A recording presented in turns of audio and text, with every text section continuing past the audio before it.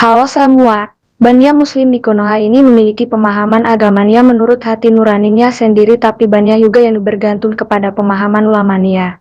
Dan sebagian percaya jika surga mereka telah menyediakan bidadari untuk para pria. Namun sebagian juga tidak percaya, walaupun banyak ustadz yang selalu menyampaikan di forum dakwah dan diviralkan di media sosial. Bukan hanya itu, sebagian muslimah sulit menerima kalau di dunia cintanya harus dibagi 4 wanita. Dan di surga harus menerima suaminya bercinta dengan 72 wanita. Mari kita lihat buktinya. Ada pula yang nanya, Ustazah, saya menikah dengan suami saya, lalu kemudian saya bercerai, lalu kemudian setelah bercerai, saya nikah lagi dengan suami kedua. Pertanyaannya apa? Ini informasi atau pertanyaan, ya kan? Pertanyaannya, Ustazah, nanti saya di surga ketemu sama siapa, Ustazah? Ketemu sama siapapun yang ibu mau. Suami orang pun bisa ibu ketemu kalau ibu mau. Ada pertanyaannya ya. Di surga itu apa yang dimau ketemu? Jangankan suami ibu dua-dua, suami orang pun ketemu. Kasih tak sampai ketemu di surga. Surga. Tak ada hukum di surga, tak ada syariat. Yang halal, yang haram halal semua. Mau coba minuman keras, nanti di surga udah. Iya kan? Jadi kalau ada kawannya yang nanyakan, ini ada minuman keras nih, enak, rugi, di surga guys, mantap. Jadi menurut Islam surga adalah tempat paling bebas dalam halaman dosa. Kenapa di surga itu ada bidadari, nggak ada bidadara? Maka dijawab oleh para ulama, karena dalam sebuah hadis Nabi Muhammad SAW menyatakan, aku telah melihat surga dan aku lihat kebanyakan penghuninya adalah kaum pria.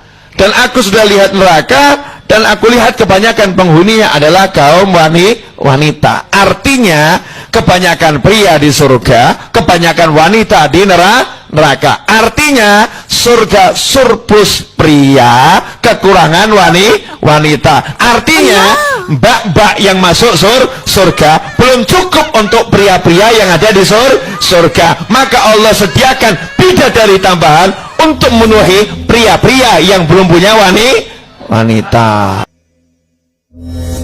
Salah satu nikmat yang ada dalam surga adalah pesta seks.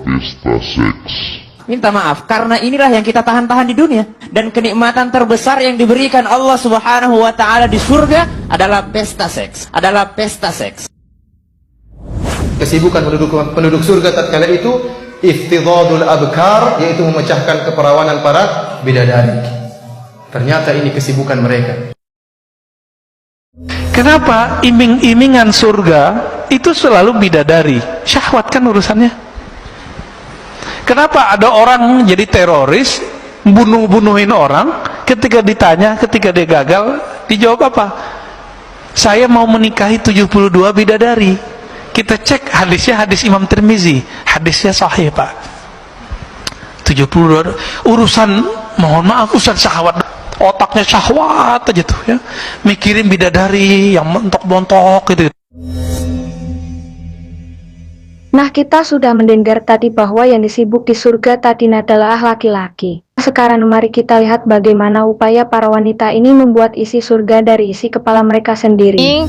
Untuk lelaki di surga disiapkan bidadari, sementara untuk wanita disiapkan apa? Mohon penjelasannya. Wah, kalau laki-laki disiapkan bidadari, ternyata kalau perempuan memang disiapkan pangeran yang bersedia melayani ibu-ibu di surga. Di surga nanti, kalau laki-laki disiapkan bidadari, ternyata kalau perempuan memang disiapkan pangeran. Oh iya? Iya, bukan bidadara.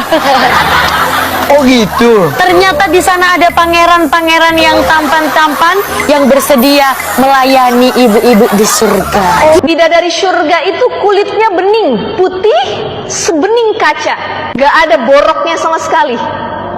Tidak ada goresannya sama sekali. Saking bening putih sampai memantul cahaya dari kulitnya. Saking nikmatnya surga yang Allah janjikan nanti, Masya Allah. Yes. Jadi bukan hanya bapak-bapak yang dapat bidadari surga, tapi ibu-ibu juga dapat insya Allah nanti pangeran-pangeran yang Allah hadirkan di surga ya. Saking nikmatnya surga yang Allah janjikan nanti, Masya Allah.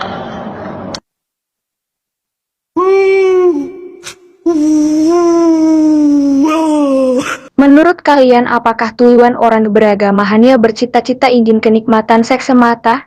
Semoga pikiran kita disadarkan dengan akal budi kita ya. Masalahnya muslimah, dalam sabda Nabi dirayatnya setengah dari laki-laki. Maaf ya, saya katakan muslimah pikirannya kurang normal, sehingga mampu menertawakan keinaannya sendiri. Ditambah lagi Al-Quran maupun hadis tidak ada kisah pangeran. Tapi kenapa begitu mudah percaya bahkan bisa bahagia ketika diceritakan tentang kenikmatan muslimah di surga dengan pangeran-pangeran tampan di sana.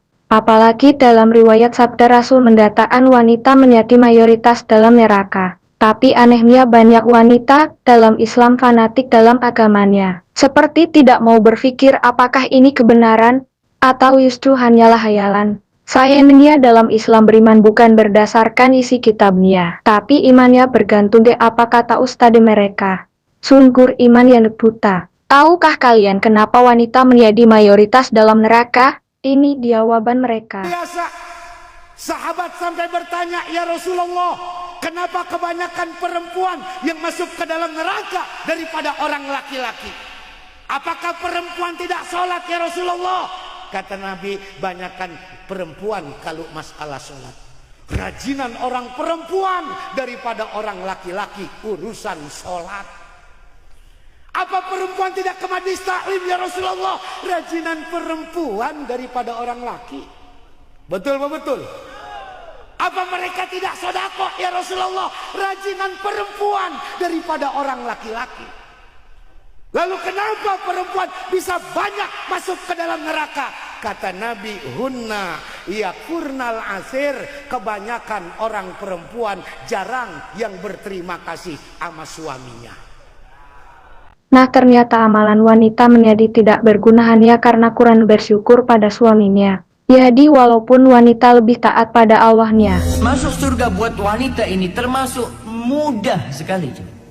Nabi SAW mengatakan, idza sallatil mar'atu khamsaha, kalau wanita salat yang 5 waktu, wa shamat syahraha, dia puasa di bulan Ramadan, wa ata'at zaujaha, dan dia taat patuh kepada suaminya, wa hafizat farjaha, dia jaga kehormatan dirinya, qila laha, dikatakan buat dia, udkhulil jannah. Nah menurut kalian bagaimana? Menurut ustadz ini surga wanita di bawah kuasa suaminya bukan kuasa Allahnya. Apakah bisa dikatakan bahwa pria memiliki satu tuan, sementara wanita harus memiliki 2 tuan?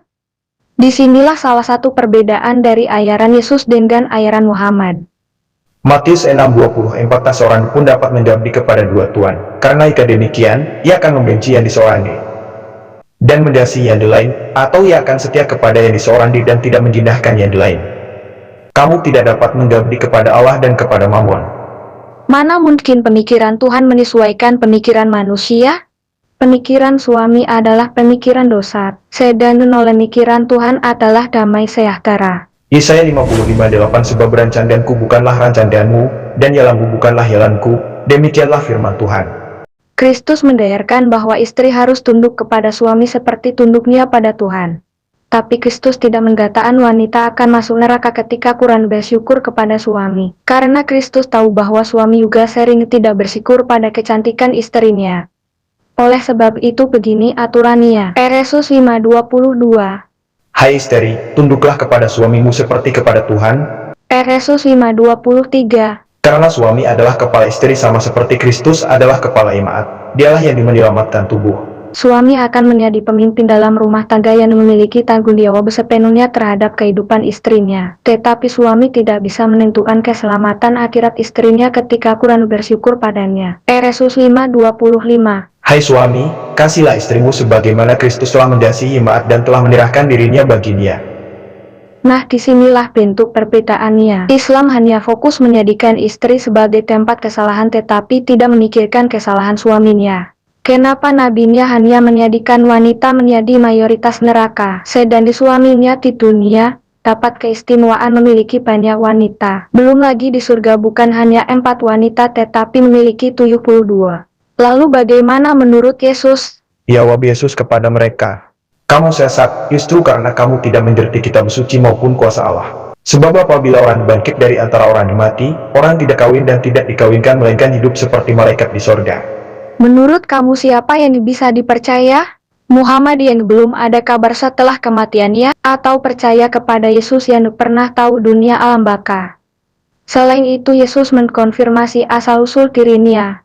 Yohanes 8:23 lalu ia berkata kepada mereka, Kamu berasal dari bawah, aku dari atas, kamu dari dunia ini, aku bukan dari dunia ini. Nah kesimpulannya siapa yang ingin kamu percaya? Muhammad dari dunia ini, atau Yesus dari surga? Salam waras dan terima kasih. Tuhan Yesus memberkati.